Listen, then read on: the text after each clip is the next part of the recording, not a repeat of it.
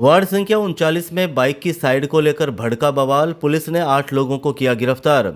चूरू शहर के वार्ड संख्या 39 में बाइक की साइड को लेकर शुरू हुआ मामूली विवाद कुछ ही देर में हिंसक झड़प में बदल गया। देखते ही देखते दो पक्ष आमने सामने आ गए और दोनों ओर से ताबड़तोड़ पत्थरबाजी करने लगे, जिससे पूरे इलाके में अफरा तफरी मच गई। कोतवाली पुलिस ने तत्परता दिखाते हुए दोनों पक्षों के 8 लोगों को गिरफ्तार किया है। मौके पर पुलिस बल तैनात किया गया है। कोतवाली पुलिस से शनिवार शाम 4 बजे करीब मिली जानकारी के अनुसार विवाद की शुरुआत बाइक निकालने के दौरान साइड देने की बात को लेकर हुई थी। कहा सुनी बढ़ने के बाद दोनों पक्षों ने अपने अपने लोगों को बुला लिया। लोग सड़क पर लाठियां और सरिया लेकर पहुंच गए। वहीं कुछ लोगों ने एक दूसरे पर पत्थर बरसाने शुरू कर दिए। सूचना मिलते ही कोतवाली थाना पुलिस तुरंत मौके पर पहुंची और हालात संभालने में जुट गई। पुलिस ने मौके पर पहुंचकर स्थिति को नियंत्रण में लिया।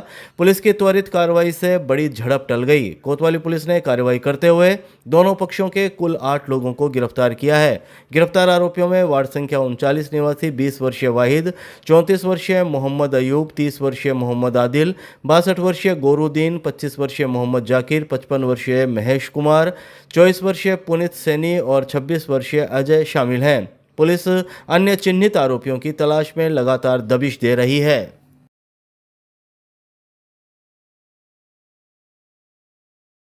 रतननगर में अपहरण कर 1.5 करोड़ की फिरौती मांगने वाला इनामी बदमाश हरियाणा से गिरफ्तार।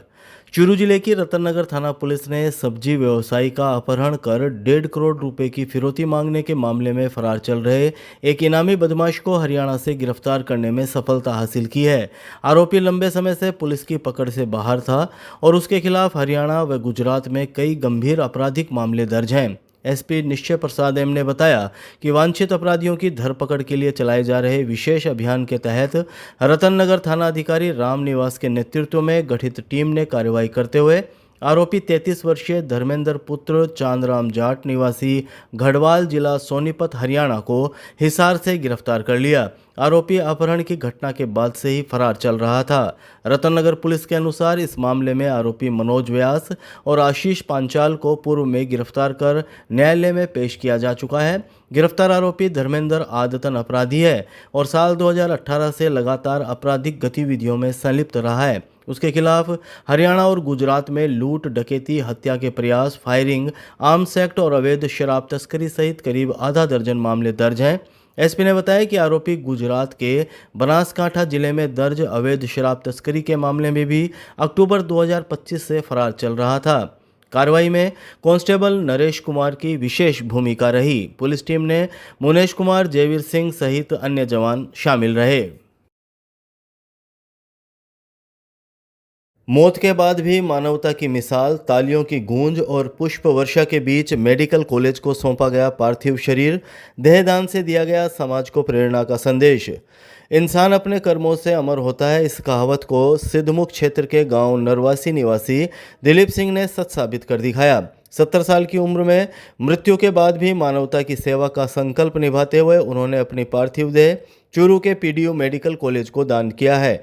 जब उनकी पार्थिव देह मेडिकल कॉलेज लाई गई तो तालियों और पुष्प वर्षा कर उन्हें सम्मान दिया गया। दिलीप सिंह का शुक्रवार को निधन हो गया था। उन्होंने जीवन काल में ही देहदान का संकल्प लिया था। निधन के बाद परिजनों ने उनकी अंतिम इच्छा का सम्मान करते हुए पार्थिव शरीर मेडिकल कॉलेज को सौंप दिया। जैसे ही परिजन पार्थिव शरीर लेकर मेडिकल कॉलेज पहुंचे, वहां मौजूद चिकित्सकों, मेडिकल विद्यार्थियों और स्टाफ ने खड़े होकर तालियों की गूंज के साथ उनका स्वागत किया। पूरा परिसर भावुक माहौल में डूब गया। विद्यार्थियों ने पुष्प वर्षा कर श्रद्धांजलि अर्पित की और देहदान जैसे महान कार्य को नमन किया।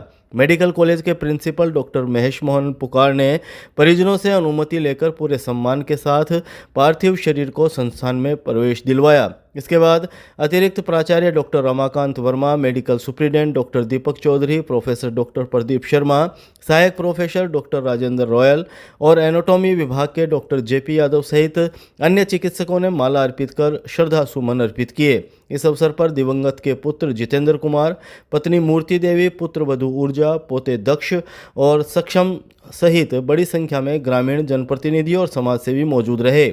Medical college principal doctor M Pukar ने शनिवार दोपहर 2 बजे करीब बताया कि दिलीप सिंह भले ही इस दुनिया से चले गए हों, लेकिन उनका यह निर्णय आने वाली पीढ़ियों के लिए प्रेरणा बन गया है। मेडिकल प्रिंसिपल ने कहा कि जिस शरीर को लोग मृत्यु के बाद मिट्टी या अग्नि के हवाले कर देते हैं, वही शरीर यदि चिकित्सा, शिक्षा और मानव सेवा के काम आए तो इससे बड़ा दान कोई नहीं हो सकता। मेडिकल कॉलेज प्राचार्य ने बताया कि अब तक देहदान के लिए 48 आवेदन आ चुके हैं। उन्होंने कहा कि समाज में देहदान को लेकर जागरूकता लगातार बढ़ रही है। ऐसे प्रेरणादायक कार्य मानव सेवा की भावना को नई दिशा देते हैं। नरवासी के निवासी है सिन्नू के पास दिलीप सिंह जी, इन्होंने हमारे मेडिकल कॉलेज में देहदान का फॉर्म भरा था, स्वेच्छा से 2 महीने पहले भरा था, और उन्होंने कहा था कि मेरी बॉडी इन बच्चों के लिए काम आएगी और मेडिकल कॉलेज में कुछ लोगों का भला होगा। ये सोच के उन्होंने देहदान का संकल्प लिया था और दुख से 2 महीने में उनका निधन हो गया।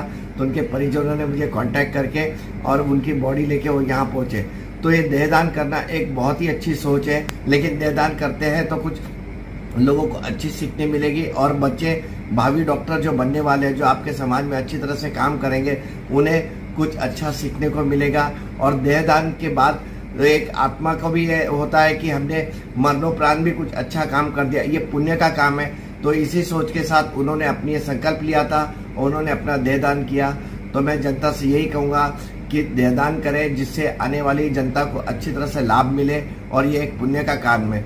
जैसे कि देहदान है, देहदान तो मरणोपरांत आप करते हैं, लेकिन जीते जी भी आप अंगदान करके कम से कम 8 लोगों को जीवन दान दे सकते हैं। इसलिए आए हम संकल्प लें, देहदान और अंगदान करें। जय हिंद, जय भारत। मंडेलिया हाउस में कांग्रेस ओबीसी प्रकोष्ठ की बैठक, भाजपा पर ओबीसी की अनदेखी का लगाया गया आरोप। राजस्थान प्रदेश कांग्रेस कमेटी के निर्देशानुसार चलाए जा रहे संगठन सर्जन अभियान के तहत शनिवार को चूरू जिला मुख्यालय स्थित मंडेलिया हाउस में कांग्रेस ओबीसी प्रकोष्ठ की बैठक आयोजित हुई। बैठक की अध्यक्षता जिला अध्यक्ष नारायण बालान ने की। कार्यक्रम में प्रदेश कांग्रेस कमेटी के उपाध्यक्ष रफीक मंडेलिया और ओबीसी प्रकोष्ठ प्रभारी अत्ता हुसैन कादरी मुख्य रूप से मौजूद रहे। शाम 4 बजे करीब मिली जानकारी के अनुसार बैठक को संबोधित करते हुए रफीक मंडेलिया ने भाजपा सरकार पर ओबीसी वर्ग की अपेक्षा करने का आरोप लगाया। उन्होंने कहा कि चुनाव के समय बड़े बड़े वादे किए जाते हैं, लेकिन सत्ता में आने के बाद ओबीसी समाज को उसका अधिकार और उचित प्रतिनिधित्व नहीं मिल पाता। उन्होंने कहा कि कांग्रेस पार्टी हमेशा सामाजिक न्याय और सभी वर्गों की बराबरी की पक्षधर रही है। ओबीसी प्रकोष्ठ प्रभारी अत्ता हुसैन कादरी ने कहा कि ओबीसी समाज लगातार अपने अधिकारों के लिए संघर्ष कर रहा है, लेकिन सरकार केवल घोषणाओं तक सीमित है। जिला अध्यक्ष नारायण बालान ने युवाओं में बढ़ती बेरोजगारी, शिक्षा और प्रतिनिधित्व के गंभीर मुद्दों को उठाया। बैठक में पीसीसी सचिव रियाजत खान, बाबू खां भालेरी, धर्मेंद्र बुडानिया, असलम खोकर सहित कई कांग्रेस पदाधिकारी और कार्यकर्ता मौजूद रहे। ओबीसी के लिए हम लोग संघर्ष कर रहे हैं कि ओबीसी के लोग हमारे से ज्यादा कांग्रेस पार्टी से जुड़े, और ओबीसी के लोग चाहते हैं कि कांग्रेस पार्टी में हमें महत्व मिले, और कांग्रेस ने ही महत्व दिया ओबीसी को राजस्थान के अंदर। ये आप सबको पता है।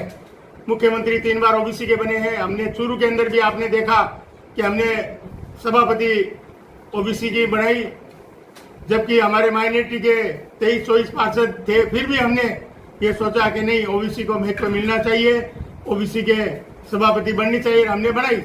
फिर हमारे केदर साहब, आपने देखा केदर साहब कांग्रेस पार्टी ज्वाइन की और कांग्रेस पार्टी ने उनको महत्व दिया, उनको टिकट दी और वो एमएलए बन के गए। आगे भी मौका आएगा।